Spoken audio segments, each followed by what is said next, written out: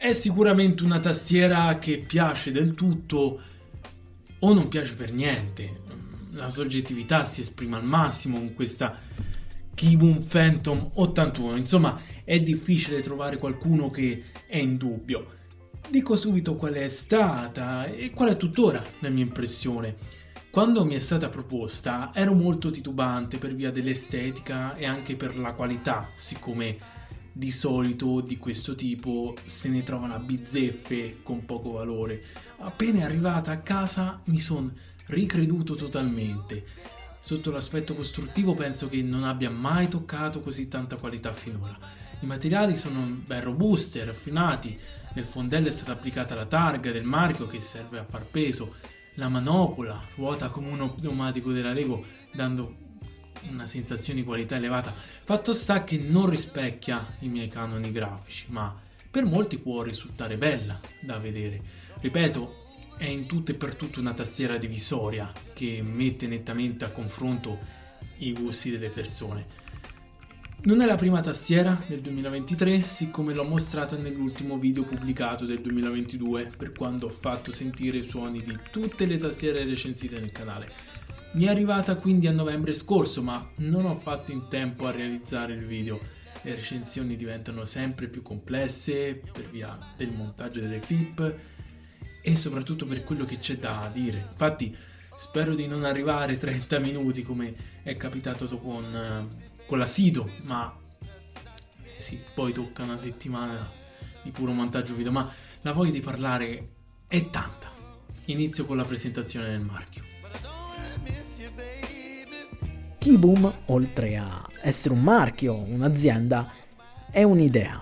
Dico questo perché l'intento è quello di raggruppare esperti e appassionati di vari settori, non per forza tecnologici. È appunto un gruppo che pensa a realizzare, meglio dire creare, vari oggetti che hanno un perché, hanno un loro senso. Ecco che si trova la tastiera, l'auricolare, il giocattolo, l'orologio, la penna e altro. Ripeto, tutto quanto fatto da professionisti, provenienti da tutto il mondo, proprio per riunire le migliori menti. Keyboom è negli Stati Uniti, Germania, Messico, Regno Unito, Singapore e Corea. Questa Phantom 81 è la loro prima tastiera e devo dire che sono partiti bene. Piccola parentesi sul suo nome. Che significato ha la parola inglese Phantom? Vi faccio riflettere un attimo. Allora, questo gioiellino è trasparente. Chi ha della trasparenza? Chi è trasparente? Qual è quella figura in cui si può intravedere cosa c'è dietro? Phantom è usato come sinonimo di ghost, quindi fantasma. Insomma, un abbinamento azzeccato. Non lo faccio apposta, ma rimenziono la Sidu perché il tipo di scatola è quella, con l'apertura a sollevamento, come la definisco io. Modalità che preferisco rispetto a quella con la linguetta, molto frequente nelle tastiere. Non capisco il perché di questo viola, con questo pinguino hip hop. Forse per simboleggiare che Keyboom si dedica anche al comparto audio con i suoi auricolari Hellor e Evoke. Per carità, non è brutto questo tema con questa sorta di aurora boreale, ma avrei optato per del bianco e dell'oro visto che sono i colori della tastiera. Più che altro perché il sito web non adotta un tema viola, i colori presentati sono il bianco, il nero e l'ocra.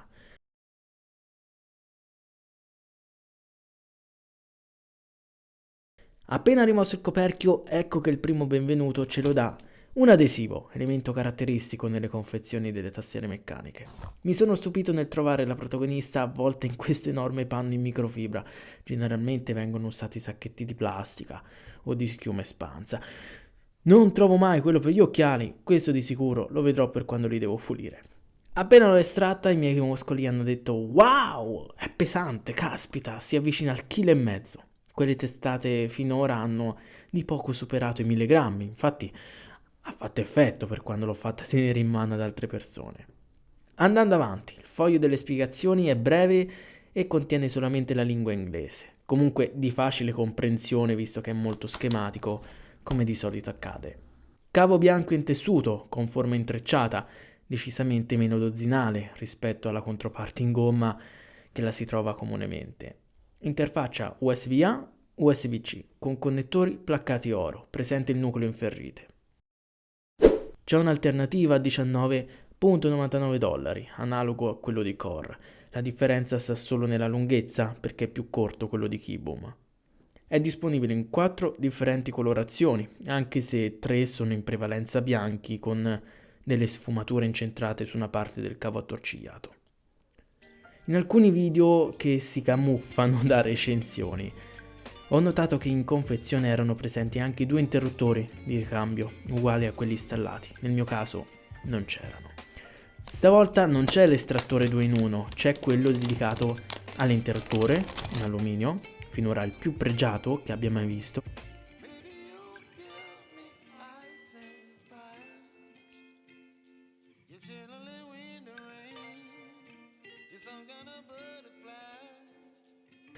E uno più classico, in plastica, riguardante i copritasti.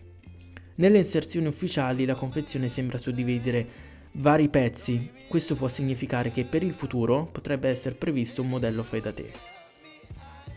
Per un recensore italiano, di cui non faccio nome, questa scatola gli pare spartana, con pochi oggetti all'interno.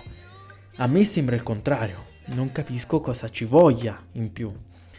Questa sua nota negativa la ripete spesso poiché frequentemente recensiamo gli stessi prodotti. Qui c'è un panno, un adesivo, 2 estrattori, il foglio informativo, forse 2 interruttori di ricambio che non sono scontati. Certo, accade che includano anche dei copritasti alternativi, ma qui non ne vede il bisogno visto che sono caratteri classici senza fantasie di mezzo. Non fate tanto caso a questa mia polemica, ma ho proprio il bisogno di dire come stanno le cose in certi siti ormai popolari, per non parlare di come scrive e che castronerie spara. Anch'io sbaglio, tutti quanti lo facciamo, ma un'adeguata capacità deve esserci. Il sito web del produttore è ben fatto, sicuramente uno dei più carini fra tutti quelli che ho visitato per quanto riguarda questo tipo di oggetto. Guardando più da vicino, di Phantom 81 ne sono state realizzate 3, quella in mio possesso è la più comune in circolazione, almeno qui nel web. Si chiama Clear per via della sua pura trasparenza. Le restanti tendono al nero e al giallo. Quest'ultima combacia maggiormente col dorato presente sulla piastra e sulla targa, includendo anche la scheda elettronica con quel classico rivestimento sabbia anni 80-90. Piccola precisazione da fare a Kieboom.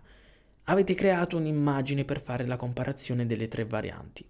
Perché non applicare uno sfondo omogeneo in modo da distinguere i diversi colori al meglio?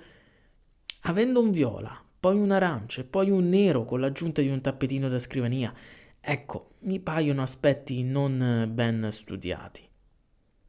Riguardo al prezzo, il listino in sé ci sta tutto. Dai, viene proposta a $159 per tutte e 3 le varianti. La spesa di spedizione logicamente cambia da paese a paese, nel nostro caso ammonta a $28. Addizionando siamo a 187 sacchi. Il problema sorge per lo sdoganamento che, nel mio caso, ma penso che valga per tutti qui in Italia, ha raggiunto i 49,41 euro. Cifra che non ho mai raggiunto per questa tassa di esportazione. Di solito per le tastiere ho sempre speso tra i 10 e i 25 euro. Naturalmente il rialzo è dovuto da fattori esterni all'azienda Kieboom. Ripilogando, facendo anche la conversione della valuta. Per portarsela a casa occorre per il momento sborsare su per giù $238, in euro circa 229. Vale la pena? Possono sembrare tanti, ma fate conto che l'assemblata che ho realizzato ormai un anno fa con 240 euro me la son cavata, optando per componenti abbastanza economici. La Kieboom probabilmente riesce a entrare nella stanza elite delle tastiere, quindi confermo che il prezzo è tendenzialmente giusto. Per chi è affezionato ad Amazon c'è anche qui l'inserzione, ma non è conveniente a livello di prezzo rispetto al sito ufficiale. Si hanno $200 solo di tastiera da sostenere e poco più di 71 per farla arrivare da noi. Questo fa capire che su Amazon.it non è venduta. Altro negozio popolare è AliExpress e qui si ha un'opzione più generosa con una spedizione nettamente più vantaggiosa rispetto ad Amazon, anche se è la meno dispendiosa fra quelle disponibili. Come fa a intuire, la seconda parte del nome è composta da 81 tasti. La pagina web ne segnala uno in più perché include la manopola, ma io avrei specificato la differenziazione, se no si può creare confusione col nome e all'utente potrebbe sembrare a primo impatto un errore. Con 81 tasti si parla quindi del formato 75%, più precisamente il cosiddetto Exploded 75%, perciò è stato creato un comparto separato per le frecce, come è stato deciso anche per i comandi Home, Page Up e Page Down. Modalità di scrittura chiaramente QWERTY Stati Uniti, lapalissianamente non adatta al nostro italiano. Il primo esempio è la mancanza delle vocali accentate. In quasi ogni recensione pubblicata vi ho detto che ho trovato un rimedio, ma parziale. In poche parole, basta installare un'estensione per browser, come Microsoft Editor, per colmare il primo disagio che si può avere, ovvero gli accenti. Detto questo, valutate bene in base alle vostre esigenze. Il mercato delle meccaniche è così, il nostro formato è poco considerato. Un'eccezione potete vederla nel video dedicato al negozio Coffee Keys, per quando ho presentato i copritasti di Taihao. Le sensazioni sul peso ve le ho dette nell'introduzione, a buon diritto è un pezzo che è saldo su una superficie. Ha fra l'altro 4 piedini circolari in gomma Heavy Duty, quindi fanno molto attrito sulla superficie di appoggio. Se la tirate verso qualcuno, capita la clip dove c'è l'esplosione nucleare. Ovviamente non è orientata a questo utilizzo. Come dicevo sempre a inizio recensione, la placca in metallo, con inciso il marchio, contribuisce tanto all'intensità del peso, per non parlare degli altri materiali e la cornice bella spessa. Hanno volutamente messo componenti pesanti su componenti pesanti. Questi Soletta potevano benissimo realizzarla in plastica, e invece ancora una volta si preferisce un materiale tendenzialmente più pesante, in questo caso il metallo. Anche se banale come comparazione, prendendone altre delle stesse dimensioni, la Phantom equivale a 1,5 volte il peso della Hakko qui presente. Medesimo caso per questa Hippomaker. Attenzione sul fatto che non è regolabile in altezza, quindi assenti i piedini. Sempre riguardo questa misura è ben pronunciata sulla parte inferiore, perciò diversi utenti potrebbero preferire accompagnare la scrittura con un poggiapolsi.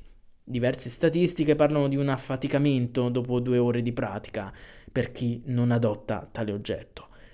Personalmente sessioni ininterrotte di questa durata non le ho mai compiute, perciò nelle mie tastiere non ho mai avuto bisogno di questo accessorio. Chiaramente qui si va tutto a soggettività. La pagina dedicata offre un'immagine che raffigura tutta la sequenza di costruzione, coi relativi componenti. È una gasket mount, vale a dire montaggio a guarnizione. Ciò significa che la piastra in alluminio presenta delle guarnizioni in silicone che, grazie all'estetica qui adottata, la rendono indipendente dalla custodia, permettendo un altro tipo di acustica tendente a una diminuzione della vibrazione e del riverbero. C'è una cornice, sempre in silicone, che va a creare un fenomeno di ammortizzamento, distribuendo le forze esercitate sulle guarnizioni stesse e di conseguenza su tutto il corpo della tastiera. Immesso anche uno strato di circa 8 mm di silicone con funzione fonoassorbente. Il sito web parla di porum, ma qui ho visto solo silicone. Sotto la scheda non è stato messo altro. Di solito sulle tastiere più qualitative si trova un ulteriore foglio che agisce sempre sull'aspetto della sonorità, ma qui KeyBoom ha voluto mostrare la bellezza caratteristica di un PCB, vista la trasparenza della scocca e di conseguenza la volontà di evidenziare la presenza dei LED. I suddetti pezzi sono realizzati in policarbonato, belli pesanti. Per dividerli occorre operare su 8 viti. Dopodiché, per la piastra, ne sono presenti altre 4. Attenzione alle connessioni che rimandano al comparto di interazione e alla batteria. Magari qualcuno è troppo avventato, non si sa mai, è meglio ribadirlo. Batteria con una capienza sulla media, offre 4000 mAh con 14.8 Wh, che è un'intensità maggiore rispetto ad altre riscontrate in precedenti tastiere che lavorano chiaramente in etere. A me non piace molto spararvi le ore di utilizzo effettivo. Ho letto che siano più o meno 100 ore con i LED spenti e 60 invece quando sono accesi. Ci sono vari fattori che influenzano, in primis con che velocità si premono i tasti e per quanto tempo, se si tratta di connessione Bluetooth wireless 2.4 GHz, con quale distanza questi collegamenti avvengono, eccetera, eccetera. La batteria richiede misure empiriche, non c'è niente da fare. Sul sito non è specificato il materiale adoperato per i copritasti. I recensori più esperti sui materiali dichiarano che si tratta sempre di policarbonato trasparente. Facendo delle ricerche sul web ho notato che rispecchiano il set di Acco composto da 155 unità. L'uguaglianza si fa sentire guardando le leggende, poiché si tratta dello stesso tipo di carattere, con uguale colore e grandezza. A questo punto, la mia supposizione è che Keyboom abbia fatto riferimento al prodotto di Acco Gear. A mio parere non c'è nulla di male, anzi, probabilmente il gruppo di Keyboom è riuscita a migliorarli esteticamente, visto che questi sono davvero trasparenti, a differenza di quegli altri che sono palesemente opachi. Ma ho fatto un'ulteriore indagine, in cui Acco va in secondo piano rispetto al modello Harry di Epomaker. Probabilmente parte da qui l'idea di questi copritasti. Adesso sono veramente uguali. Sembra che ci sia una condivisione del progetto in giro, ma non ho approfondito, altrimenti divago. A questo punto, visto che collaboro spesso con Epomaker, se riesco chiedo questo specifico modello, così eseguo una comparazione tra questi oggetti similari in questione. Al di là di questa curiosità, hanno una lunga sezione che permette l'incastro con lo stantuffo degli interruttori, tanto che è immediatamente visibile sotto il carattere stampato. Keyboom non specifica neanche il profilo, ma a seconda di molti combacerebbe con un SA che adotta delle curve un po' più dolci rispetto al comune Cherry, ma per me non è così. Sì, è simile a queste forme, ma la prima riga di tasti è diversa. A questo punto, se rispecchiano veramente il profilo SA o lo simulano, probabilmente è presente una convessità, ma leggerissima, praticamente impercettibile, che neanche in foto si può notare. Io ho avuto questa percezione, però ammetto la mia insicurezza. Andando nel dettaglio si nota una leggera altezza sopra la media e questo comporta più difficoltà durante l'estrazione. Fra l'altro l'ultima fila è isolata e questo non permette il giusto inserimento dello strumento. In sostanza, occorre rimuovere la parte superiore della scocca in modo da agevolare la rimozione e non recare danni ai copritasti stessi. Ritornando sulle leggende, il nero può essere non ben letto per via che non c'è un contrasto netto con un altro colore di sottofondo e quindi il fattore della trasparenza mette il suo zampino per confondere. Fatto sta che è un nero studiato, però personalmente avrei optato per del bianco puro.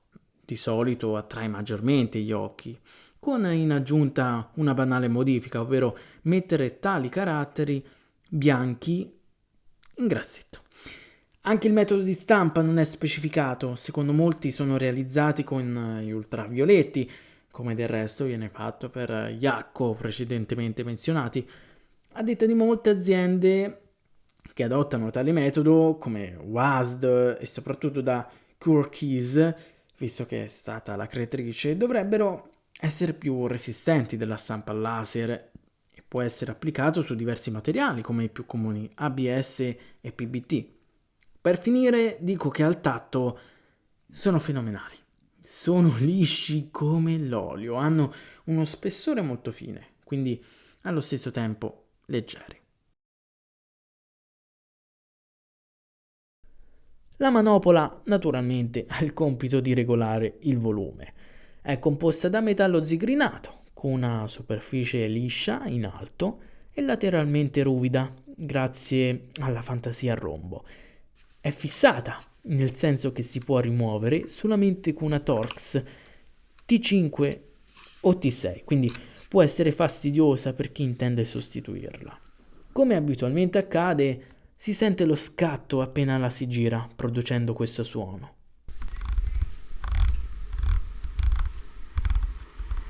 Infine, è presente in tutte e tre le varianti.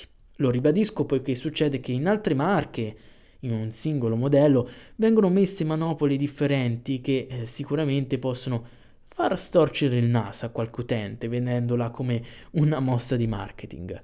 Qui c'è solamente questa e perciò apprezzo la decisione di serietà. Gli stabilizzatori sono chiaramente trasparenti, lubrificati. Inaspettatamente sono da fissare direttamente sul PCB e non come di solito accade sulla piastra. Questo significa che non sono ad incastro ma tramite il supporto delle viti. Gli interruttori sono proprietari, ovvero progettati direttamente dal marchio. Infatti sono denominati Keyboom Crystal Switch. Mi spiace non averli specificati nel video con tutte le tastiere menzionato nell'introduzione. Avevo fatto confusione coi copritasti per il fatto che non è specificato il loro materiale. Errore di pura distrazione, perdonatemi. Questo è il riepilogo sulle caratteristiche tecniche. Come è facile aspettarsi, hanno optato per la tecnologia lineare visto che è la più apprezzata fra gli intenditori. È una tipologia rivolta a chi vuole digitare col silenzio, quindi ideale in un ambiente di lavoro e di studio. Vengono fra l'altro visti bene anche dai videogiocatori poiché permettono un'applicazione rapida senza interruzioni di mezzo. Insomma, proprio la meccanica opposta a quella clicky che si ritrova nel Cherry MX Blue provati con la prima tastiera meccanica in mio possesso. Questo lo sottolineo così eventualmente fate almeno una comparazione uditiva. Anche qui il corpo è realizzato in policarbonato, mentre lo stantuffo o stelo, chiamatelo come volete, è in nylon. Tra l'altro Keyboom li vende anche separatamente, con un gruppo da 35 unità. Attenzione al numero dei contatti, che sono 5, quindi non proprio adatti a un PCB che ne supporta solo 3.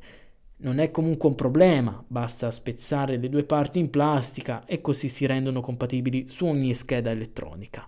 Come avevo scritto in tabella, sono prelubrificati, restituendo quella sensazione di morbidezza che tutti, immagino, desiderano. Si nota molto questa applicazione, a differenza di altre recensite dove la percezione viene meno.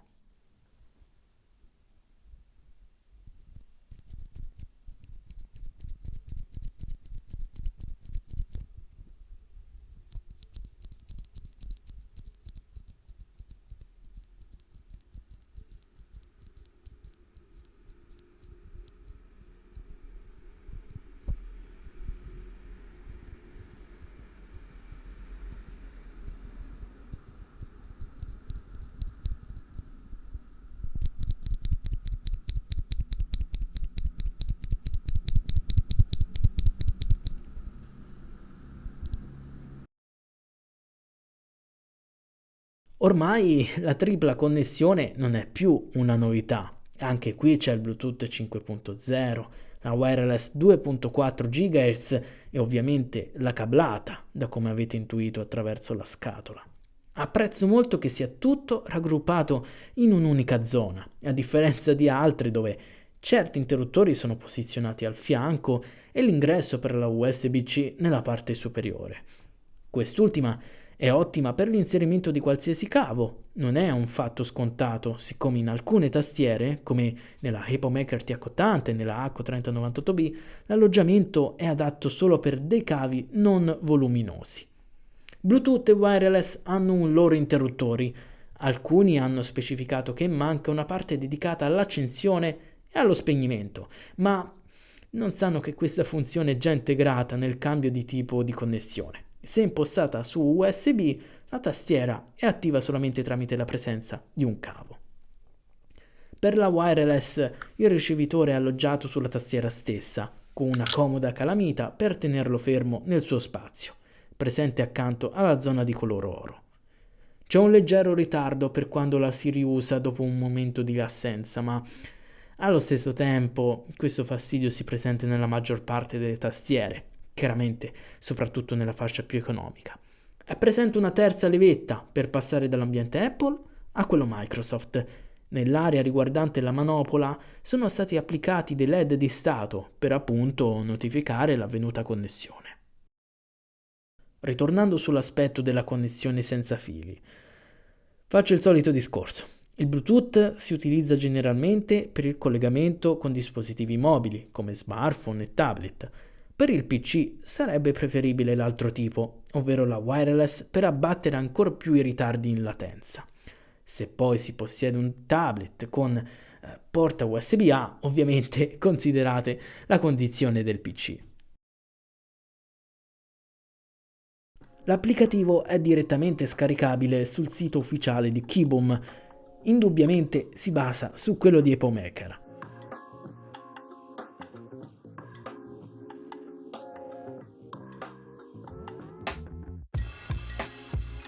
È disponibile su Windows e fortunatamente su macOS. Dopotutto c'è il cambio di digitazione nella cosiddetta isola. Non è un fatto scontato, siccome ho visto tastiere che avevano appunto tale interruttore, ma poi non era stato progettato un programma che girasse sul sistema Apple. Comunque, la peculiarità del PCB e del software è la non indispensabilità del cavo. Per gestirla si può optare anche per il modulo wireless e di sicuro questo è un fattore distintivo poiché finora non si è verificato sulle tastiere recensite. Oltre a una serie di scorciatoie già applicate di serie, è possibile modificarne e aggiungerne di nuove, cambiare l'associazione di molti tasti, inclusa la manopola, sia per l'interazione della pressione che della rotazione. Si ha poi la parte di registrazione delle macro che personalmente non tocco mai. Successivamente si trova la pagina di gestione degli effetti RGB, impostando quello a proprio piacimento in base a questo elenco, potendo cambiare colore e luminosità per quando è possibile. Parte davvero utile è la gestione della sospensione della scheda, anche dei LED, per quando si utilizza il Bluetooth o la wireless 2.4 GHz. Altra opzione da considerare riguarda la sensibilità dei tasti, in altre parole, quanto li vogliamo rigidi durante la pressione. Più è alta questa intensità, più si farà fatica ad azionare il comando. Ribadisco che è importante poiché la tastiera l'adopera il videogiocatore, quindi ognuno può avere un'esigenza diversa riguardo questo approccio coi tasti. Quest'ultimi si possono anche disabilitare in modo da non azionarli accidentalmente. L'esempio più immediato che mi viene in mente è il videogiocatore che, se per sbaglio preme un pulsante, che non è fondamentale per quello che sta facendo, apre o attiva dei disturbi durante lo svolgimento del gioco, tipo il tasto Windows col suo menu Start. Se si desidera tornare a un aspetto normale, basta semplicemente cliccare sulla voce Ripristina.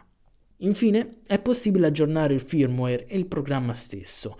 Come lingua è disponibile solamente l'inglese, come accade del resto per tutti i programmi che gestiscono le tastiere meccaniche. In diversi lo hanno trovato limitato rispetto ad altri software popolari come quello di Logitech, Razer, Corsair e via dicendo. Molti sperano in un futuro supporto con VIA. La vedo comunque una situazione normale visto che KeyBoom è fresca come azienda riferendosi alle tastiere. non è stata fondata sulla base di questi tipi di prodotti e quindi è abbastanza scontato trovarsi un applicativo che non ha tante funzionalità. Personalmente a me basta così, anzi il fatto di decidere il comportamento della sospensione e anche la pressione dei tasti io la vedo una chicca davvero importante poiché non si trova altrove.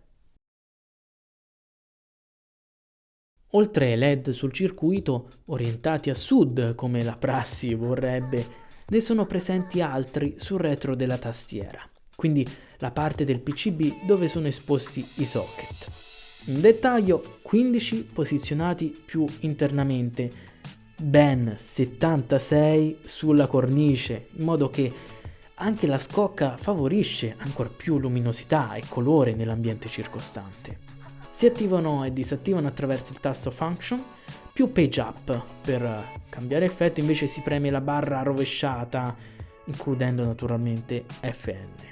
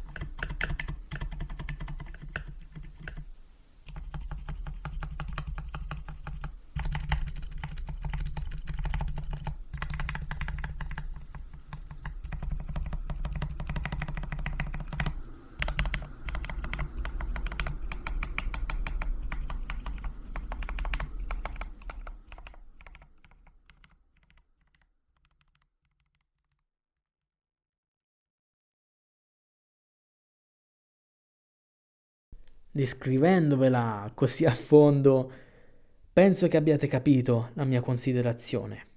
Ho fatto una bella esperienza con questo marchio, mi ha insegnato che tutte le tastiere meccaniche non sono uguali. Posso riassumervi quello che finora ho confermato. È una tastiera dove Keyboom ha di sicuro azzardato perché l'utente appena la vede può dire bruttissima oppure bellissima. È una tastiera che può affacciarsi alla fascia alta della categoria. È una tastiera che si distingue, non è la solita dove cambiano, per così dire, solamente i copritasti. È una tastiera coerente, con un unico comparto dedicato alle interazioni. Questo permette di lasciare libero tutto il restante spazio delle pareti, così la scocca in acrilico insieme al PCB possono dare senso alla presenza dei LED.